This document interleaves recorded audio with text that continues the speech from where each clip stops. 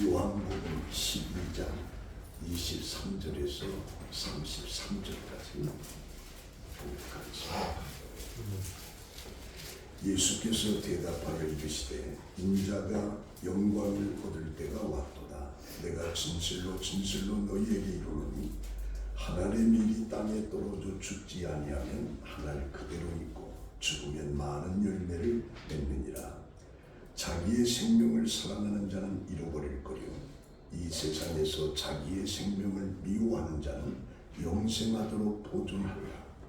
사람이 나를 섬기려면 나를 따르라. 나 있는 곳에 나를 섬기는 자도 거기 있으리니 사람이 나를 섬기면 내 아버지께서 그를 귀히 여기시리라.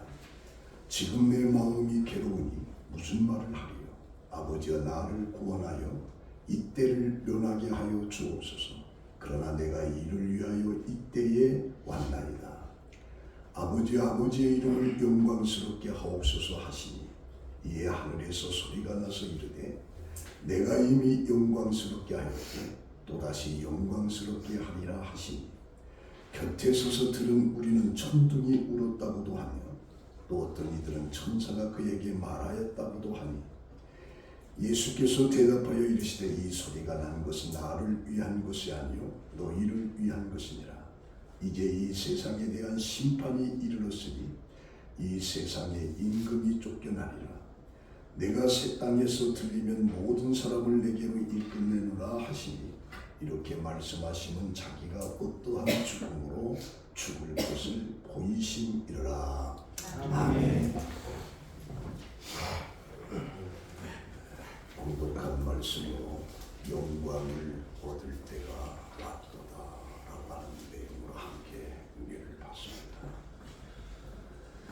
독일의 소설가 하이리피라고 하는 사람의 소설 속에 그리고 아무 말도 하지 않았다 라고 하는 책에서 그 내용에 부유한 노인 한 분이 나옵니다.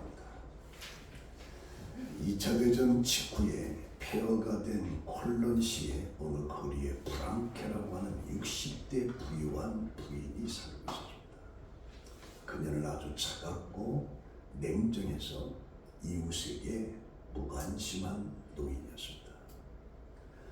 그녀의 집에는 가레라고 하는 여인이 어린아이들을 데리고 전세로 살아가는데 그녀와 자녀들은 이 프랑케의 차갑고 딱딱한 표정으로 인해서 무서워서 늘 피해 다녀야만 하는 그런 상황입니다. 그런데 이 할머니도 콧노래를 부르면서 웃을 때가 두 번 있습니다. 한 번은 그녀가 가진 돈을 셀 때마다 웃음이 나는 것이고 또 한 번은 그가 순수 공들여 만들어서 지하실에 잘 보관해두는 300개쯤 되는 잼통들을 하나 둘 세어갈 때마다 그녀는 웃을 겁니다. 그러나 그녀가 죽었을 때 그의 곁에는 아무도 찾아오지 않았습니다. 자기 소유를 확인하면서 즐거워하는 부자, 쌓아놓은 잼통을 보면서 기뻐하던 그 여자. 그러나 이 여인의 이 삶을 하나님은 어떻게 생각하실까? 그를 어떻게 판단하실까를 보면서 우리도 한 해를 돌이켜보면서 우리의 삶을 우리 결산을 해야 됩니다. 내가 어떻게 한 해를 살았는지 결산을 해야 됩니다. 오늘 이 본문에 6월절 절기에 예배하러 올라온 사람 중에 헬라인 몇이 있었는데 그들이 갈릴리 벳세다의 사람 빌립에게 청해서 우리가 예수를 좀 뵙기를 원한다. 그래서 빌립은 안드레에게 가서 말하고 안드레와 빌립이 예수께 헬라 사람들의 이야기를 전해줍니다. 그러자 예수님은 헬라인에게 대답하지 않고 왜 대답하지 않았느냐? 이들이 예수를 만나기 원하는 것은 어떤 영적인 갈망이 아니라 지식적인 갈망이었다. 또 이런 사건을 예수님은 내 때가 왔다라고 하는 징조로 받아들일 겁니다. 그래서 제자들에게 인자가 영광을 얻을 예수의 영광은 헬라 사람이나 제자들이 기대하는 것과는 전혀 다른 방식으로 이루어지고 있습니다. 예수의 영광을 얻으심은 죽음과 부활을 통해서 얻어지고 있습니다. 19절 속에 보면 바리새인들이 보라 온 세상이 그를 따르는도다. 예수의 소문 속에 유대인뿐이 아니라 헬라 사람들도 전부 다 모여오니까 보라 온 세상이 그를 따르는도다. 그렇게 말합니다. 예수님은 바로 이때가 자신의 세력을 집결시켜서 자신에게 다가올 고통스러웠던 시간을 극복할 수 있는 그런 상황인데도 불구하고 예수님께서 때가 이르렀다라고 선언하는 것은 바로 그때는 죽음을 얘기하는 겁니다. 하나님의 밀이 땅에 떨어져 죽으면 할 때 이 땅에 떨어진다라고 하는 성육신, 하나님이 이 땅에 오셨다라고 하는 걸 얘기하고 떨어져 죽으면 죽음은 십자가를 얘기하는 겁니다. 예수님이 죽어야 모든 사람들이 영광과 생명에 이르게 된다는 것입니다. 예수님은 우리의 죄값을 치르기 위해서 그리고 죽음을 이기고 부활을 통해서 영생을 소유하고 계신 것을 보여줍니다.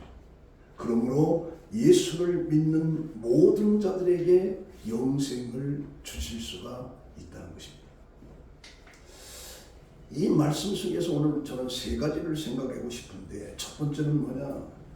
우리는 대체 무엇을 믿고 있는가? 이 구약에서는 하나님이 신의 산을 덮는 구름으로 임재해서 성막 위에 하나님의 임재와 영광이 임하는 거죠. 하나님의 성막 위에 구름이 임할 때 성막이 옮겨지고 불기둥이 임할 때 성막은 그 자리에 존재하는 것. 이것이 바로 하나님의 영광의 임재인 겁니다. 누가복음 2장 13절에 호련히 허다한 천군이 그 천사와 함께 있어 하나님을 찬송하여 가로되 지극히 높은 곳에서는 하나님께 영광이요 땅에서는 기뻐하심을 입은 사람들 중에 평화로다. 요한복음 1장 14절에 말씀이 육신이 되어 우리 가운데 거하심에 그 영광을 보니 아버지의 독생자의 영광이요 은혜와 진리가 충만하더라. 예수가 인간의 몸으로 이 땅에 오신 것을 그 영광을 보니 아버지의 독생자의 영광이라고 표현하고 있습니다. 그리고 히브리서 1장 3절에 이는 하나님의 영광의 광채시요 그 본체의 형상이시다. 예수님의 본체를 영광이라고 하는 말로 표현하고 있습니다. 하나님의 영광은 예수와 관계된 겁니다. 예수 없는 영광은 이 세상에 없습니다. 아들의 만유의 상속자로 세우시고 그리고 말미암아 세계를 지으시고 그의 능력의 말씀으로 만물을 붙들으시고 죄를 정결케 하시고 하나님 우편에 앉아 계신 그 예수 자체가 바로 하나님의 본체의 영광이라고 말하고 있습니다. 그래서 오늘 우리의 최대의 복은 하나님의 영광이 내게 나타나는 것입니다. 그리스도에게 나타난 영광이 내게 나타나는 것입니다. 내게 나타난 영광이 예수님의 영광이요 예수님의 영광이 하나님의 영광이 되는 겁니다. 그래서 예수님께서는 인자가 영광을 얻을 때가 왔다 라고 할 때 인자는 예수님을 가리키는 겁니다. 이스라엘 사람들은 악한 세상을 청산하고 새로운 나라가 도래시킬 인자를 기다렸습니다. 예수님께서는 권능을 행하고 수많은 기적을 행할 때 이스라엘 민족을 구원시킬 인자로 생각했습니다. 그런데 예수님께서는 이 역사를 지배하고 다스리고 군림하는 인자가 아니라 인류를 위해서 희생할 왕으로서의 인자로 표현한 겁니다. 그래서 자기를 십자가에 버림으로 인해서 영광을 얻을 때가 왔다. 그래서 요한복음 3장 16절에도 하나님이 세상을 이처럼 사랑하사 독생자를 주셨으니 누구든지 그를 믿는 자마다 멸망하지 않고 영생을 얻게끔 하리라. 예수님이 이 땅에 오신 것은 그를 믿음으로 영생을 얻게끔 하는 거죠. 요한복음 20장 31절에도 오직 이것을 기록하면 너희로 예수께서 하나님의 아들 그리스도이심을 믿게 하리라. 너희로 믿고 그 이름을 신명하고 생명을 얻게 하려 하리라.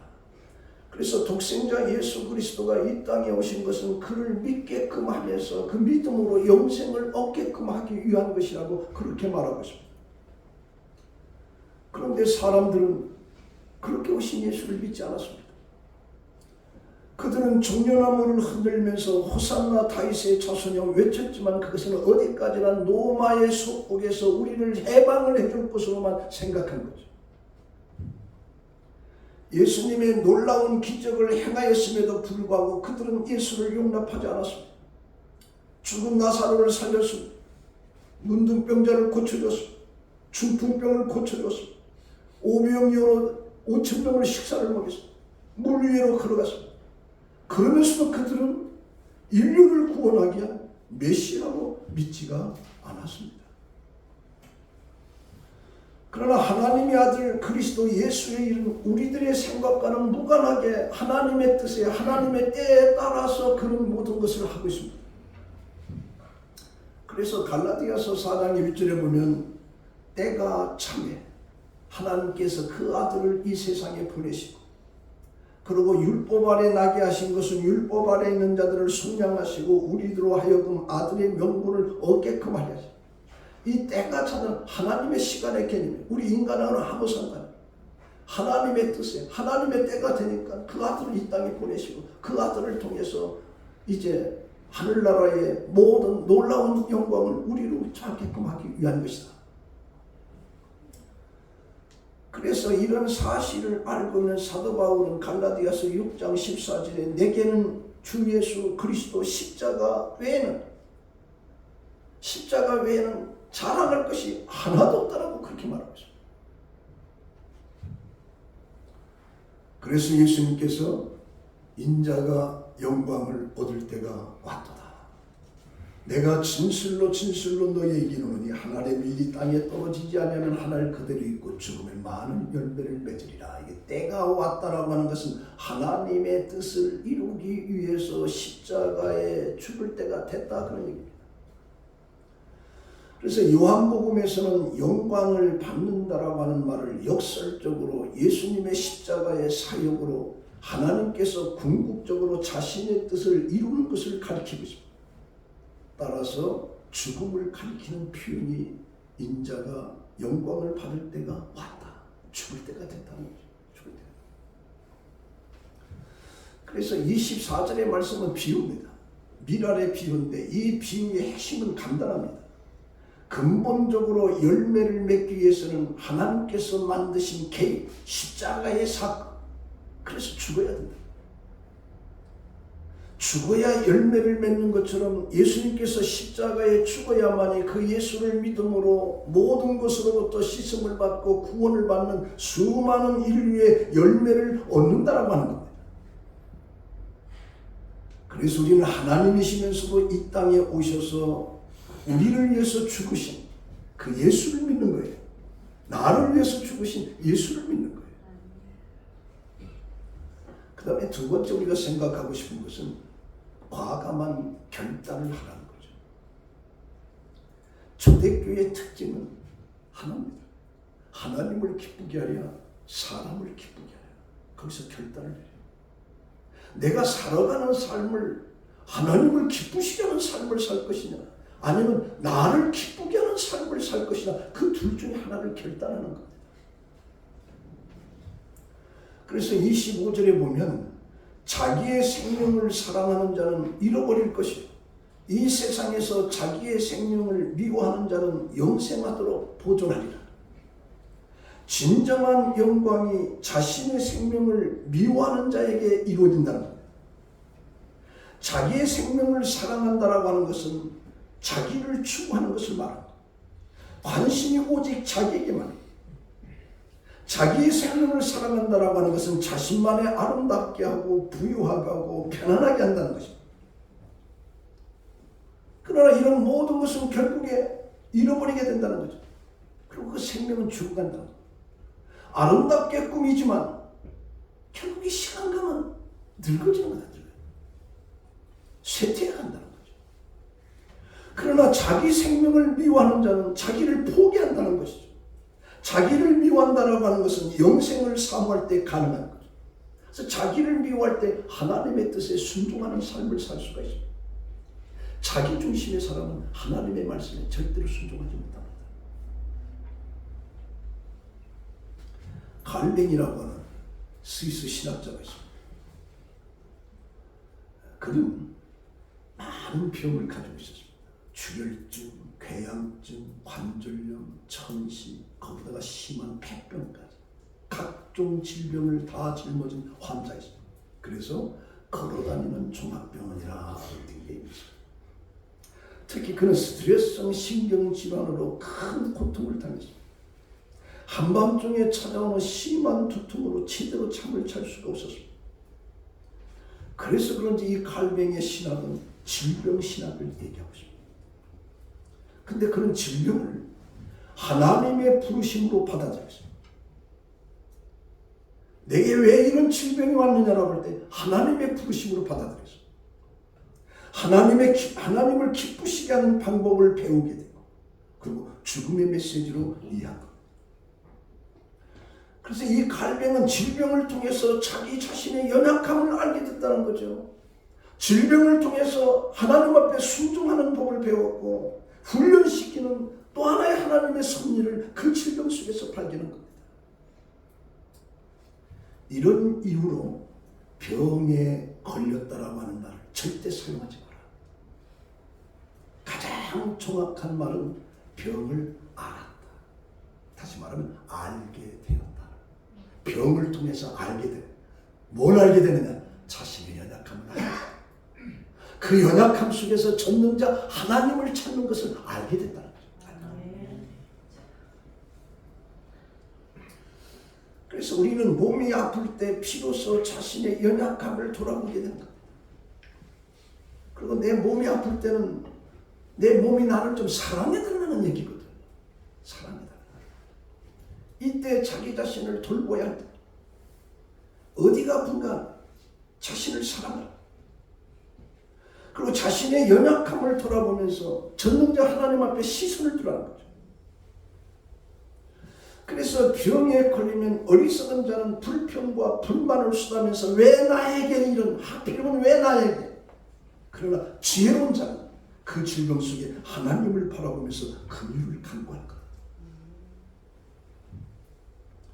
그래서 시편 39편 4절에 보면 여호와여 나의 종말과 연한이 언제까지인지 알게 하사 내가 나의 연약함을 알게 하소서. 내가 언제 내 생명이 언제 끝날 것인지 그래서 내 연약함을 좀 알게 해달라. 알게 해달라.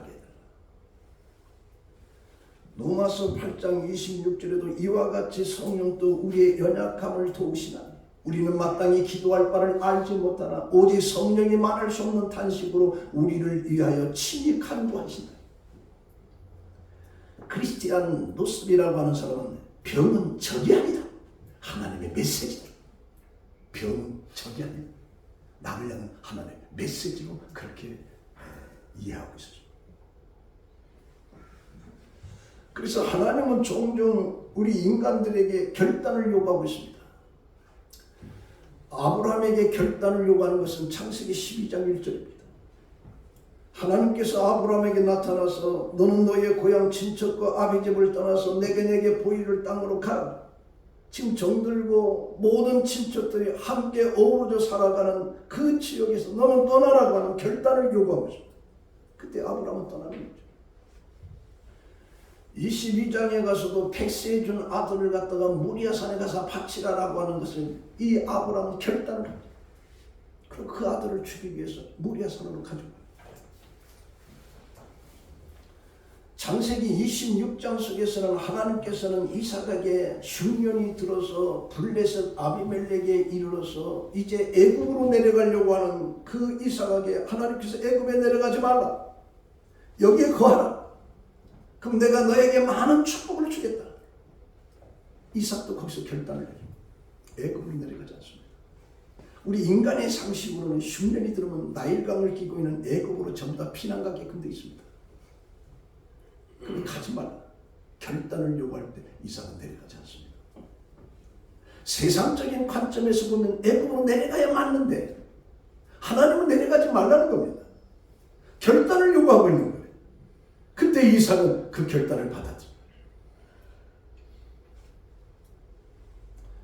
창세기 31장 야곱도 마찬가지입니다. 형 에서를 피해서 외갓집 나반의 삼촌집으로 가서 이제 기거하고 살았는데 많은 재물을 얻게 되니까 나반의 자식들이 수근수근하면서 저 야곱이 우리 아버지 재산을 다 도둑질해 간다. 그때 야곱이 여기 더 있어서는 안 되겠구나. 그때 하나님께서 명령합니다. 야곱아, 네 고향으로 가라. 그때 야곱은 결단을 합니다. 이스라엘 민족을 쳐다보면 하나님이 모세를 통해서 출애굽하게 하시고 광야 40년을 지내서 가나안 땅을 통해서 여호수아 통해서 그 가나안 땅을 차지하게 됩니다. 그런데 여호수아가 나이가 많아 늙어집니다. 그래서 이스라엘의 장로들과 수령들과 재판관 관리들을 전부 다 부르면서 내가 나이 많아 늙었도다. 너희 하나님 여호와께서 너희를 위해서 이 모든 나라를 행하신 일을 너희가 다 보았거니와 하나님께서 친히 우리를 위해서 싸우셔서 이 가나안 땅을 차지했다. 그래서 이제는 여호와를 경외하고 온전함과 진실함으로 그를 섬기라. 너희의 조상들이 강 저쪽에서 애굽에서 섬기던 신들을 갖다 다 치워버리라. 그리고 여호와만 섬겨라. 여호와를 섬기는 것이 너희들이 싫거든. 애굽의 신들을 섬기고 그것도 싫거든. 이 가나안 땅 아모리 신들을 섬기라 말이야. 그러면서 뭐라고 하냐? 오직 나와 내 집은 여호와만을 섬기겠다. 그때 백성들이 이 말을 듣고 우리가 결단코 여호와를 버리고 다른 신을 섬기지 아니하겠습니다. 우리도 여호와를 섬기리니 그는 우리 하나님이다라고 하면서 결단을 하는 거죠. 하나님은 지금도 우리에게 결단을 요구하고 있습니다. 이제 돌아서라는 거예요. 하나님을 향해서 돌아서라는 거죠. 세상에다 초점을 맞췄던 너의 모든 인식을 이제 하나님 앞에 돌리라는 거예요. 그래서 로마서 14장 8절에 우리가 살아도 주를 위해서 살고 죽어도 죽나니 그러므로 사나 죽으나 우리는 주의 것이로다. 주의 것이다. 베드로전서 1장 16절에 내가 거룩하니 너희들도 거룩하라. 세상에서 구별된 삶을 우리에게 결단을 요구하고 있는 겁니다. 그리고 이제 세 번째로 네가 결단한 그것을 끝까지 붙잡고 나아가라는 거죠. 26절에 보면 사람이 나를 섬기려면 나를 따르라. 나 있는 곳에 나를 섬기는 자도 거기 있으리니 사람이 나를 섬기면 내 아버지께서 그를 귀히 여기시리라. 언제든지 아무라도 계속 나를 섬기려면 계속 나를 따르라는 거죠. 이게 현재 시세로 명령으로 되어 있습니다. 예수 믿는 것을 따르기로 했으면 끝까지 붙잡고 현재 시대 명령이에요. 어떤 일이 있어도 그 명령 가지고 따르라. 그래서 예수님께서 어디로 무엇을 하시든지 묵묵히 따르는 사람이라야 진정으로 그를 섬기는 것이고 묵석이나 불석이라도 기쁨으로 따라가는 것.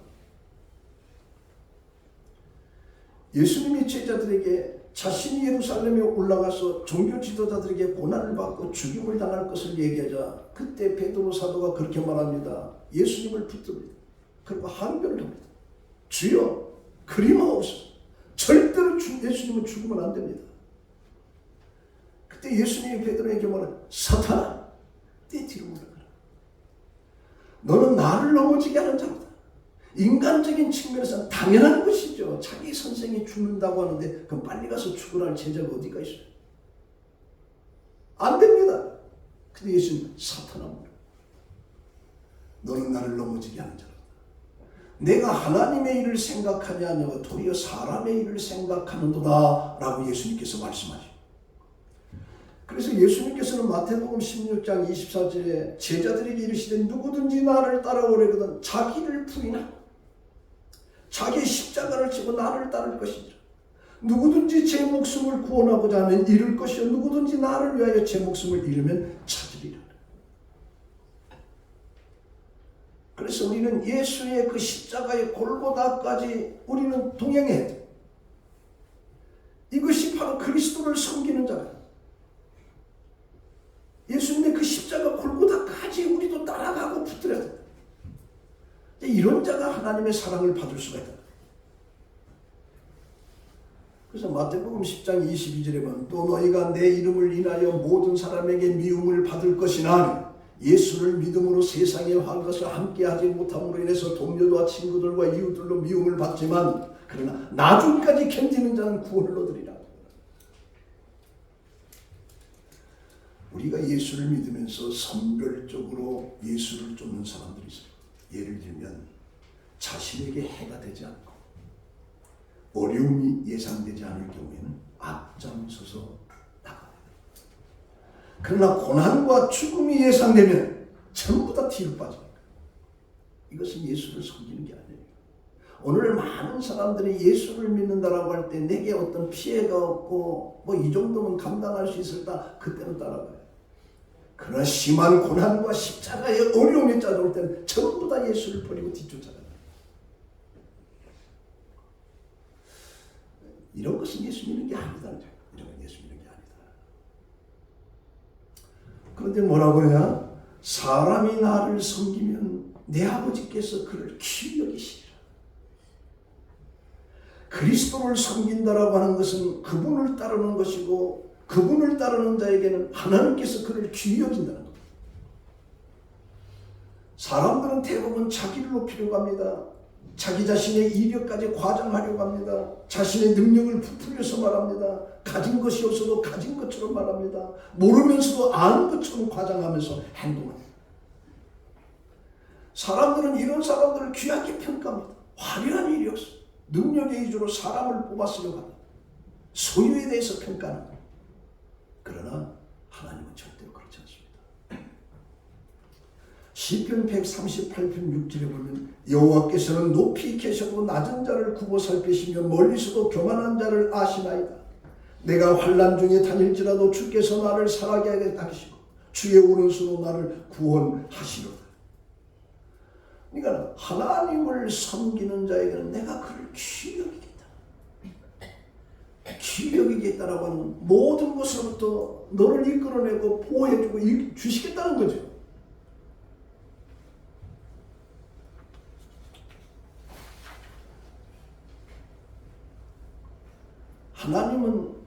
하나님을 존중히 여기는 자를 하나님께서는 그를 귀히 여긴다. 하나님은 당신의 일을 하는 자들을 귀하게, 내가 오직 그리스도를 위해서 그를 귀하게 여긴다. 내가 그리스도를 위해서 세상을 욕을 얻어먹으면 그를 귀하게 여긴다는 거죠. 내가 죄를 범치 않기 위해서 내가 피해를 입어도 하나님은 그것을 귀하게 여긴다는 거죠. 그 다음에 뭐라고 하냐? 나 있는 곳에 나를 섬기는 자도 거기 있으니. 예수를 묵묵히 따르는 것은 예수님께서 부활하시고 승천하신 후에 계시게 된 하늘나라에 예수님과 함께 거하는 축복을 말하고 있습니다. 그래서 로마서 8장 17절에 우리가 함께 유업을 받을 후사라. 요한계시록 22장 5절에 보면 저희가 세세토록 앙노릇하리라. 요한계시록 22장 20절에 보면 이것들을 증언하신 이가 이르되 내가 진실로 속히 오리자 하시거든. 아멘. 주 예수여 어서 오소서. 나 있는 곳에 나를 섬기는 자도 거기 있으리. 우리가 예수 그리스도를 섬기기 때문에 주님 계신 그곳에 우리도 거기 가야 된다는 얘기죠. 이게 결국에 마라나다. 주여 어서 오시옵소서.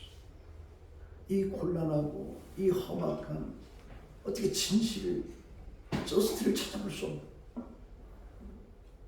거짓으로 가득 찬 이 세계 속에 우리의 희망이 뭐냐? 예수 그리스도가 다시 오는 마라나다. 이것 때문에 우리가 순교의 길을 걷고 고난의 길을 걷고 우리는 어떠한 상황 속으로 인내하면서 살아야 합니다. 자, 오늘 이 말씀 가지고 결론 냈습니다. 우리는 무엇을 믿는가? 우리가 믿고 있는 예수는 대체 누군가? 예수를 위해서는 내 생명을 허비할 수 있는가? 우리는 선택을 해야 된다. 예수를 섬긴다라고 하는 것은 그를 따르는 것이고 그가 하늘나라에 갈 수 있는 것이고 하나님이 귀히 여기신다라고 하는 이 말씀에 믿고 우리가 그를 따라가는 거죠. 저는 24년도 한 해를 보내면서 무슨 생각을 했냐면 저는 가끔 힘들고 어려웠을 때 시편 23편을 생각합니다. 여호와는 나의 목자시니 내가 부족함이 없으리라. 저 사무실 저기 안쪽에 그 성구가 써 있습니다. 푸른 초당에 누이시고 그 다 필요 없어요. 그러니까 여호와가 목자면 그냥 부족함이 없는 거예요. 부족함이. 아멘. 네. 그래서 어떤 목사님의 재미있는 간증 얘기가 하나. 몇십 년 전에는 이 주보를 전부 다 인쇄를 했습니다. 인쇄를. 그러면 인쇄하기 전에 그 인쇄소에서 전화가 와요. 설교 제목이 뭡니까? 단 목사님이 깜빡하고 설교 제목을 안 써준 거예요. 그때 인쇄부에 전화가 온 거예요. 목사님 설교 제목이 뭡니까? 이게 목사가 바쁜데 설교 중인데 여호와는 나의 목자신입니다. 그때 인쇄공이 다시 묻습니다. 그것뿐일까요? 이 설교에 쫓기던 목사님의 한마디로 그것만으로 충분합니다. 근데 주일 아침에 주보를 보니까 여호와는 나의 목자신 그것만으로 충분합니다. 그 목사님은 황당한 거예요. 이걸 어떻게 하나? 그런데 생각해보니까 눈물이 나오기 시작합니다. 왜? 여호와는 나의 그것으로 충분합니다. 그것으로 충분합니다. 그래서 설교하면서 그 이야기를 쭉 해서 이게 신자들도 아멘 하고 그래요. 저는 24년도의 한 해를 돌이켜보면서 여호와는 나의 목자시니 그것으로 충분하다. 네. 내가 부족함이 없으리라. 그래서 곰곰이 한 해를 돌이켜보니까 정말 부족함이 없었어요. 예수가 나의 목자, 그것으로 충분한. 그래서 오늘 한 해를 마무리 지면서도 여러분도 여호와는 나의 목자신 그분으로 충분하다. 내가 부족함이 없다라고 하는 이 고백 속에 새해를 맞이하는 여러분들이 되시길 예수의 이름으로 축원합니다. 기도하겠습니다. 하나님, 인자가 영광을 얻을 때가 왔도다. 그 영광을 얻을 때가 많은 것은 바로 십자가의 죽음이었습니다. 그 죽음을 통해서 전 인류를 구원하고자 하시는 하나님의 깊은 뜻이 그 속에 담겨져 있었습니다. 하나님, 우리 그 예수를 믿습니다. 그 예수님이 우리에게 세상으로부터 하나님을 더 가까이 하라고 하는 결단을 요구할 때 우리는 결단하게 하시고, 세상이 아무리 힘들어도 하나님 끝까지 붙들고 승리하는 우리 성도들이 되게 하여 주시옵소서. 예수님의 이름으로 기도합니다. 아멘.